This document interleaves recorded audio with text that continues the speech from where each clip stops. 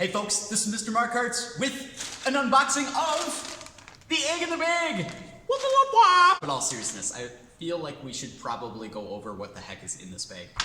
So I'm gonna walk through what's our goals with this bag, what we're gonna do with it, also what's in it, so that you don't go through this blind. The goal of this is for you to have something like at least one hands-on lab to be able to do in your house. And so this, for our animal science classes, whether you're small animal or advanced animal science class, you folks are gonna grow your very own brine shrimp.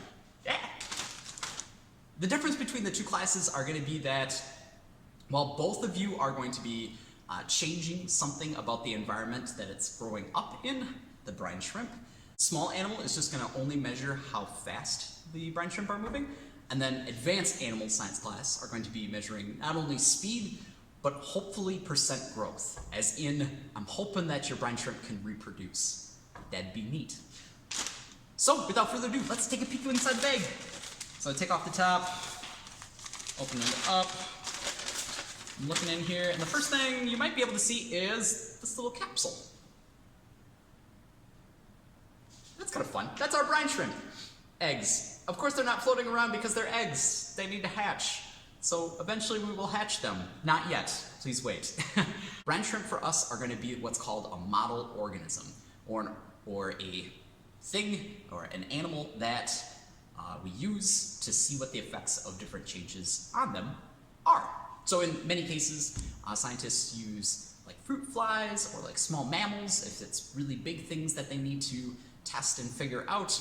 Of course, sending a fruit fly in the mail is a little tough to do, so we went with the next best thing and just used brine shrimp.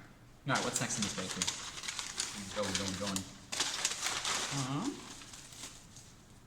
I see a bag that looks sketchy, but it isn't sketchy, and it says A, as in A. What's in here? This is just salt and a little bit of baking soda. This is going to establish our salty water that our brine shrimp are going to live in. Of course, next up on our list here is a plastic cup. That's where our brine shrimp are going to live. It's their home. Next in this, and I really got to dig here. Okay, what is next? Next up is a straw. Looks like this. And this is going to provide you oxygen for your brine shrimp. Much like we need air to breathe, our brine shrimp also need air to breathe in the water, and they need that by dissolved oxygen inside of that water, provided by the bubbles that you blow in with this straw. I'll explain what that looks like later on in instructions, but keep this. The last bag that you'll see is bag B. My poorly drawn B, but this is yeast. We have to feed our brine shrimp, otherwise they get hungry. And we don't want hungry brine shrimp. Last thing in the bag is, I think, a pipette. It looks like this. Keep this. I don't know how I put this in here. I don't know. You might need this. Keep this. And then a bag of materials. And that's it, folks. Keep tuned in the classroom. Keep tuned into the Google Classroom Classworks tab, as well as our daily Google Meets to keep on top with that. And then you too can have this class in the bag.